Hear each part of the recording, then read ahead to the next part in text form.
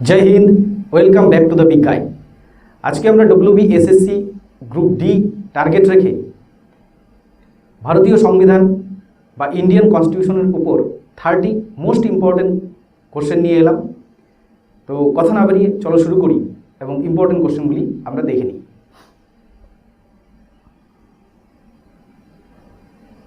দেখো, first question, ভারতের সংবিধান কার্যকর হয়েছিল কত সালে? তো সংবিধান তোমাদের গৃহীত হয়েছিল, আমরা জানি যে গৃহীত হয়েছিল মনে রাখবে 26 নভেম্বর 1949 সালে। 26 নভেম্বর 1949 এই ডেটটি হচ্ছে খুব গুরুত্বপূর্ণ। কার্যকর হয়েছিল হচ্ছে 26 জানুয়ারি 1950, যে দিনটিকে হচ্ছে প্রজাতন্ত্র দিবস হিসেবে পালন করা হয়, 26 জানুয়ারি 1950। নেক্সট কোশ্চেন, সংবিধানের প্রস্তাবনায় সমাজতান্ত্রিক ও ধর্মনিরপেক্ষ এই দুটি গুরুত্বপূর্ণ শব্দ তো যুক্ত হয়েছিল কততম সংবিধানের মাধ্যমে? সংবিধান সংশোধনীর মাধ্যমে। মনে রাখবে 42nd কনস্টিটিউশনাল অ্যামেন্ডমেন্ট, 42তম সংবিধান সংশোধনের মাধ্যমে, যেটা হয়েছিল 1976 সালে। 1976 সালে এই সংবিধান সংশোধনীটাকে মিনি কনস্টিটিউশনে বলা হয়, মিনি কনস্টিটিউশনও বলা হয়, কারণ এই ক্ষেত্রে অনেক রকম কী করা হয়েছিল না, চেঞ্জেস আনা হয়েছিল ভারতীয় সংবিধানে। নেক্সট কোশ্চেন, রাষ্ট্রপতি নির্বাচিত হন কার দ্বারা? দেখো, রাষ্ট্রপতি নির্বাচিত হন কার দ্বারা? বলছে সংসদের উভয় কক্ষের সদস্যগণের দ্বারা, নির্বাচক মণ্ডলী, জনগণ কর্তৃক এবং প্রধানমন্ত্রী ও মন্ত্রিসভা। মনে রাখবে যে রাষ্ট্রপতি নির্বাচিত হন একটা ইলেকটোরাল কলেজের মাধ্যমে, যে ইলেকটোরাল কলেজটি সংসদ অর্থাৎ পার্লামেন্টের আমাদের লোকসভা, রাজ্যসভা, পাশাপাশি কি থাকছে, রাজ্যের যে বিধানসভা থাকে, তাদের যে মন্ত্রীগণ থাকেন, সবাইকে নিয়ে একটা ইলেকটোরাল কলেজ গঠিত হয়। সেই কলেজের মাধ্যমে কি হয় না, রাষ্ট্রপতি প্রত্যক্ষ ভোটের দ্বারা কি হয়, নির্বাচিত হয়ে থাকে। নেক্সট কোশ্চেন, মৌলিক অধিকার বা ফান্ডামেন্টাল রাইট কোন অংশে বর্ণিত আছে? ফান্ডামেন্টাল রাইট পার্ট 3 আমাদের আর্টিকেল নম্বর 12 থেকে 35 এর মধ্যে হচ্ছে মৌলিক অধিকার বর্ণিত আছে। কত? 12 থেকে 35 নম্বর আর্টিকেলের মাধ্যমে। নেক্সট কোশ্চেন, ভারতের প্রথম রাষ্ট্রপতি কে ছিলেন? প্রথম রাষ্ট্রপতি ছিলেন, মনে রাখবে, ডক্টর রাজেন্দ্র প্রসাদ। কে ছিলেন? প্রথম রাষ্ট্রপতি ছিলেন হচ্ছে ডক্টর রাজেন্দ্র প্রসাদ। এবং উপরাষ্ট্রপতি কে ছিলেন? Doctor S Radhakrishnan. ইনি ছিলেন হচ্ছেন উপরাষ্ট্রপতি ছিলেন হচ্ছে এস রাধাকৃষ্ণান। ঠিক আছে, আমরা আরও কয়েকটা গুরুত্বপূর্ণ পদ জেনে নিই। দেখো, প্রথম প্রধানমন্ত্রী ছিলেন জওহরলাল নেহেরু। রাষ্ট্রপতি কে ছিলেন? ডক্টর রাজেন্দ্র প্রসাদ। স্বরাষ্ট্রমন্ত্রী সর্দার বল্লভভাই প্যাটেল। শিক্ষামন্ত্রী কে ছিলেন? আবুল কালাম আজাদ। এটাও ইম্পর্টেন্ট একটা কোশ্চেন, যেটা পরীক্ষায় খুব আসে। আইনমন্ত্রী কে ছিলেন? Doctor B R. আম্বেদকর। প্রতিরক্ষা মন্ত্রী কে ছিলেন? সর্দার বলদেব সিং। রেল ও পরিবহন মন্ত্রী ছিলেন জন মাথাই। অর্থমন্ত্রী কে ছিলেন? শম্মুখম চেট্টি ছিলেন হচ্ছে আমাদের অর্থমন্ত্রী। নেক্সট কোশ্চেন, ভারতীয় সংবিধানের রক্ষক কে ছিলেন? ভারতের সংবিধানের রক্ষক মনে রাখবে সুপ্রিম কোর্ট হচ্ছে ভারতের সংবিধানের রক্ষক। যদি কোনো কারণবশত ফান্ডামেন্টাল রাইট হচ্ছে কি হয় না, ভায়োলেট হয়, বা অন্যান্য হচ্ছে রাজ্য এবং কেন্দ্রের মধ্যে নানা ধরনের বিভেদ দেখা দেয়, সেই ক্ষেত্রে হস্তক্ষেপ করে থাকে কে? Supreme court. অর্থাৎ সংবিধানের রক্ষককে আমাদের supreme court. Next question, Lok Sabha সদস্য সংখ্যা সর্বাধিক কত হতে পারে? দেখো, এই সংখ্যাটি এর আগে ছিল হচ্ছে 552, কিন্তু বর্তমান সময়ে 550। কারণ 2019 সালে 104তম সংবিধান সংশোধনীর মাধ্যমে কি করা হয়েছে, এই যে দুজন যে অ্যাংলো ইন্ডিয়ানকে আগে নিয়োগ করা হতো, সেই দুজন অ্যাংলো ইন্ডিয়ানকে আর কি করা হয় না, মনোনীত করা হয় না। তাহলে দুজন বাদ দিলে 552 থেকে বর্তমান সদস্য সংখ্যা সর্বাধিক হতে পারে 550। নেক্সট কোশ্চেন, মৌলিক কর্তব্য কোন সংশোধনীতে যুক্ত হয়? মৌলিক কর্তব্য মনে রাখবে 42nd কনস্টিটিউশনাল অ্যামেন্ডমেন্ট বা 42তম সংবিধান সংশোধনী, যেটা একটু আগেই বললাম 1976 সালে হয়েছিল। এবং মৌলিক কর্তব্য মনে রাখবে এটা শরণ সিং কমিটির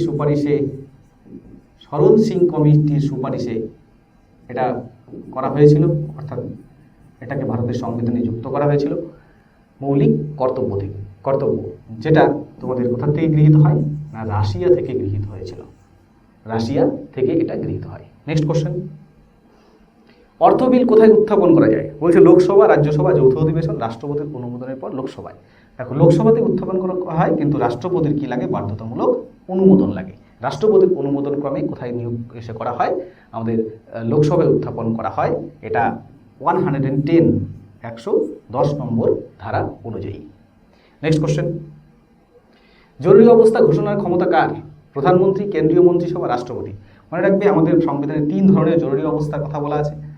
একটা হচ্ছে আর্টিকেল আমাদের 352, একটা 356 এবং আর্টিকেল 360-তে। 352-তে হচ্ছে আমাদের যেটা ন্যাশনাল ইমার্জেন্সি বা জাতীয় জরুরি অবস্থা, এটা হচ্ছে জাতীয় জরুরি অবস্থা, এটা হচ্ছে রাজ্যে জরুরি অবস্থা, এবং 360 ধারা অনুযায়ী আমাদের সেটা হচ্ছে অর্থনৈতিক জরুরি অবস্থা। অর্থনৈতিক জরুরি অবস্থা, অর্থনৈতিক জরুরি অবস্থা আজ অবধি ঘোষিত হয়নি। রাজ্যে জরুরি অবস্থা বেশ কয়েকটা রাজ্যে বেশ কয়েকবার হয়েছে, যেমন হচ্ছে আমাদের পাঞ্জাব স্টেটে প্রথম হয়েছে।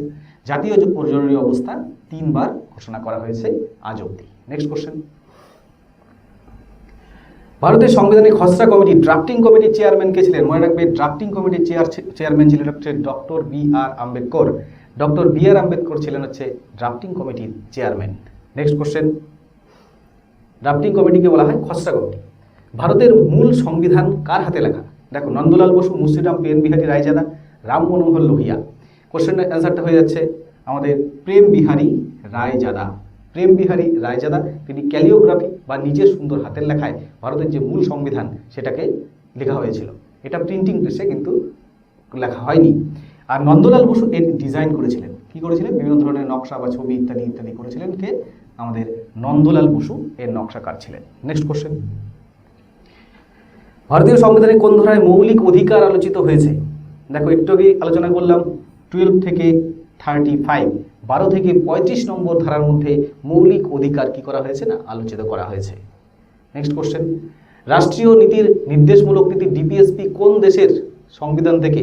DPSP directive principles of state policy, মনে রাখবে আয়ারল্যান্ড, আয়ারল্যান্ড থেকে গৃহীত হয়েছে। কোথা থেকে না, আয়ারল্যান্ড থেকে এই আমাদের ডিপিএসপি বা directive principles of state policy, যেটা আর্টিকেল 36 থেকে আর্টিকেল 51-এর মধ্যে বর্ণিত রয়েছে ডিপিএসপি, এটাকে গৃহীত হয়েছে। নেক্সট কোশ্চেন, রাজ্যসভার সদস্যদের মেয়াদ কত বছর? মনে রাখবে রাজ্যসভায় সভাপতিদের আমাদের সদস্যদের মেয়াদ 6 বছর হয়, কিন্তু প্রত্যেক 2 বছর অন্তর অন্তর 1/3 সদস্য কি হন না, 2 বছর অন্তর অন্তর 1/3 সদস্য পদ কি হয়ে যায়, মানে তারা হচ্ছে অবসর গ্রহণ করেন। নেক্সট কোশ্চেন, ভারতের প্রধান বিচারপতি কে নিয়োগ করেন? প্রধানমন্ত্রী, রাষ্ট্রপতি, প্রধানমন্ত্রী, আইনমন্ত্রী, সুপ্রিম কোর্টের কলেজিয়াম। মনে রাখবে প্রধান বিচারপতি নিয়োগের কথা উল্লেখ করেছেন, রাষ্ট্রপতি হচ্ছে নিয়োগ করেন। কে নিয়োগ করেন? সুপ্রিম কোর্টের ভারতের প্রধান বিচারপতি বা সুপ্রিম কোর্টের যে জাজ থাকেন তাকে বিচার করেন হচ্ছে রাষ্ট্রপতি। নেক্সট কোশ্চেন, ভারতীয় সংবিধানে কোন তপশিলটি পঞ্চায়েত রাজ ব্যবস্থা? কি বলা আছে? পঞ্চায়েত রাজ ব্যবস্থা। পঞ্চায়েত রাজ ব্যবস্থার কথা বলা আছে, কার সাথে? পঞ্চায়েতের ক্ষমতা এবং হচ্ছে কর্তব্যের কথাতে উল্লেখিত। মনে রাখবে 11 শিডিউল বা একাদশ তপশিল, একাদশ তপশিলে এটা বর্ণিত আছে। কততম তপশিলি? একাদশতম তপশিলে এটা বর্ণিত আছে। 11 শিডিউল ভারতের পঞ্চায়েত রাজ ব্যবস্থা 11 শিডিউলে বর্ণিত আছে। নিচের কোনটি হচ্ছে মৌলিক কর্তব্য নয়? জাতীয় পতাকা সম্মান করা, বৈজ্ঞানিক মানসিকতা গড়ে থাকা, সম্পত্তির অধিকার। মৌলিক কর্তব্য, দেখো মৌলিক কর্তব্য নয় জাতীয় পতাকা সম্মান করা, বৈজ্ঞানিক মানসিকতা গড়ে তোলা, সম্পত্তির অধিকার, right two property. Right two property হচ্ছে মৌলিক কর্তব্যের মধ্যে পড়ে না, রাইট টু প্রপার্টি হচ্ছে মৌলিক কর্তব্যের মধ্যে কিন্তু রয়। নেক্সট, ভারতের অ্যাটর্নি জেনারেলকে নিয়োগ করেন। মনে রাখবে অ্যাটর্নি জেনারেলকে নিয়োগ করেন হচ্ছে ভারতের রাষ্ট্রপতি। কে নিয়োগ করে থাকেন? রাষ্ট্রপতি। তো অ্যাটর্নি জেনারেলকে হয়ে থাকেন, অ্যাটর্নি জেনারেল হচ্ছে আমাদের কেন্দ্রের তিনি হচ্ছেন কি না, বিচার বিভাগীয় ক্ষমতা, অর্থাৎ রাজ্য বা রাজ্যের সাথে বা কেন্দ্রের কোনো বিষয়ে সম্পর্কিত বিভেদ দেখা দিলে বা রাষ্ট্রের যদি কোনো বিষয়ে কোনো রকম সমস্যা, আইনি সমস্যা দেখা দেয়, তাহলে রাষ্ট্রের বা কেন্দ্রের হয়ে যিনি প্রতিনিধিত্ব করেন তাকে বলা হয়েছে অ্যাটর্নি জেনারেল। তো অ্যাটর্নি সেরকম হচ্ছে স্টেটেও থাকেন, তিনি থাকেন হচ্ছে, তার নাম হচ্ছে অ্যাডভোকেট জেনারেল, তাকে বলা হয় কি অ্যাডভোকেট জেনারেল। তিনি রাজ্যে থাকেন, কেন্দ্রের ক্ষেত্রে থাকেন হচ্ছে অ্যাটর্নি জেনারেল, তাকে নিয়োগ করেন কে রাষ্ট্রপতি। নেক্সট কোশ্চেন, ভারতের প্রথম মহিলা মুখ্যমন্ত্রী কে ছিলেন? ভারতের প্রথম মহিলা মুখ্যমন্ত্রী মনে রাখবে সুচেতা কৃপালিনী ছিলেন ভারতের প্রথম মহিলা মুখ্যমন্ত্রী। আর ইন্দিরা গান্ধী ছিলেন ভারতের প্রথম প্রধানমন্ত্রী, ইনি কি ছিলেন ভারতের প্রথম মহিলা প্রধানমন্ত্রী। এই কোশ্চেনটা অনেক সময় আসে যে ইন্দিরা গান্ধী ছিলেন মহিলা প্রধানমন্ত্রী আর রাষ্ট্রপতি কে ছিলেন প্রতিভা দেবী সিং পাতিল। তাহলে আমাদের সুচেতা কৃপালিনী কি ছিলেন? তিনি মনে রাখবে উত্তরপ্রদেশ, তিনি উত্তরপ্রদেশে প্রথম হচ্ছে কি হয়েছিলেন না মুখ্যমন্ত্রী হয়েছিলেন।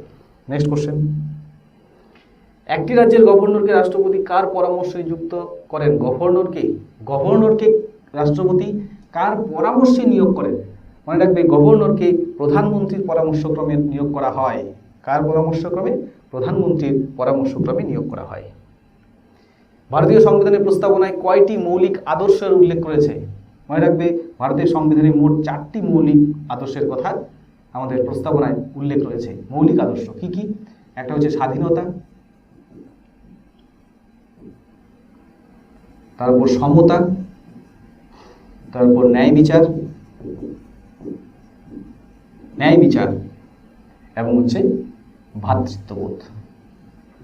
ভ্রাতৃত্ববোধ। এই বিষয়গুলি হচ্ছে ভারতের সংবিধানে, এই 4টা হচ্ছে মৌলিক কি আদর্শের কথা ভারতের সংবিধানের প্রস্তাবনায় উল্লেখ রয়েছে। নেক্সট কোশ্চেন, ভারতের রাষ্ট্রপতি কত বছর বয়সে কত বছরের মেয়াদে নির্বাচিত হন? অর্থাৎ রাষ্ট্রপতির কত বছর তিনি তার পদে থাকতে পারেন? রাষ্ট্রপতি হচ্ছে মোট 5 বছর তিনি ক্ষমতায় থাকতে পারেন। কত বছর? 5 বছর। নেক্সট, সংবিধানের কোন অংশে মৌলিক অধিকার সম্পর্কিত? এটা অলরেডি আমি ডিসকাস করেছি। তাহলে মৌলিক অধিকার কত? পার্ট 3, যেটা হচ্ছে 12 to 35 আর্টিকেলে। এটা একটা রিপিট কোশ্চেন। তাহলে আর্টিকেল 12 to 35 এর মধ্যে এটা উল্লেখ রয়েছে। নেক্সট কোশ্চেন, কোন রাজ্যের নাম পরিবর্তনের ক্ষমতা কার রয়েছে? নাম পরিবর্তন। দেখো অনেক সময় আমাদের পশ্চিমবঙ্গ নামটাকে কি করা হচ্ছে? বাংলা করার জন্য সেটা কি প্রস্তাব রাখা হয়েছিল। তাহলে সেটা যদি সংশ্লিষ্ট রাজ্যের বিধানসভায় যদি ক্ষমতা থাকতো তাহলে আমাদের মাননীয় মুখ্যমন্ত্রী অনেকদিন আগেই করে ফেলতেন। মনে রাখবে এই ক্ষমতা দেওয়া হয়েছে কোথায়? সংসদ বা পার্লামেন্টকে। সেটা হচ্ছে লোকসভা রাজ্যসভা হয়ে রাষ্ট্রপতির সিল মোহর পড়ার পর সেটা হয়ে থাকে। এটা আর্টিকেল 3 অর্থাৎ আর্টিকেল 3-তে বর্ণিত রয়েছে। আর্টিকেল 3, এই আর্টিকেলটা মনে রাখবে, আর্টিকেল 3-তে। নেক্সট কোশ্চেন, সংবিধানের সংশোধনের পদ্ধতি কোন অনুচ্ছেদে বর্ণিত? দেখো সংবিধান সংশোধন, আমাদের সংবিধান সংশোধন করতে পারবে মনে রাখবে 368, আর্টিকেল নম্বর 368 এর দ্বারা আমাদের কি করা যায়? যে কোনো একটা সংবিধান কি সংশোধন করা যায়। নেক্সট, ভারতের উপরাষ্ট্রপতি বা ভাইস প্রেসিডেন্ট কোন সভার সদস্য হয়ে থাকেন? অধ্যক্ষ হয়ে থাকেন। কোন সভার অধ্যক্ষ বা প্রেসিডেন্ট হয়ে থাকেন? মনে রাখবে তিনি রাজ্যসভার প্রেসিডেন্ট হয়ে থাকেন। কোন সভা? রাজ্যসভা। আর লোকসভার যিনি হয়ে থাকেন তাকে কি বলা হয়? স্পিকার বলা হয়। নেক্সট, মৌলিক কর্তব্য কোন অনুচ্ছেদে যুক্ত করা হয়েছে? মৌলিক কর্তব্য যেটা হচ্ছে আমাদের 42তম সংবিধানের সংশোধনের মাধ্যমে মনে রাখবে আর্টিকেল 51-এ অ্যাড করা হয়েছে। কোথায়? আর্টিকেল 51A, 51A আমাদের আর্টিকেলে এটাকে যুক্ত করা হয়েছে বা ধারায় যুক্ত করা হয়েছে। ভারতীয় সংবিধানে কোন তপশিলটি ভাষার সাথে সম্পর্কিত? ঠিক আছে, তোমরা জানো যে অরিজিনালি আমাদের মূল সংবিধানে 14টি ভাষা ছিল। বর্তমানে সেই 14টির সংখ্যা কোথায় দিয়ে বিভিন্ন সংবিধান সংশোধনের মাধ্যমে সেটা 22টি ভাষায় পরিণত হয়েছে। তাহলে বর্তমান ভারতের সংবিধানে কয়টি স্বীকৃত ভাষা রয়েছে? টোটাল 22টি হচ্ছে সংবিধান স্বীকৃত ভাষা রয়েছে, যেটা 8ম তপশিলে বর্ণিত রয়েছে। তাহলে ভাষার বিষয় কোন তপশিলে রয়েছে? 8ম তপশিলে ভাষার বিষয় উল্লেখিত রয়েছে। পঞ্চায়েতি রাজ ব্যবস্থাকে সাংবিধানিক মর্যাদা ও শক্তি দিতে কোন সংশোধনী গৃহীত হয়েছে? মনে রাখবে 73rd অ্যামেন্ডমেন্ট বা 73তম সংবিধান সংশোধনী, যেটা হচ্ছে 1992 সালে হয়েছিল। আর 74তম সংবিধানী বা 42nd অ্যামেন্ডমেন্টের দ্বারা কি করা হয়েছে না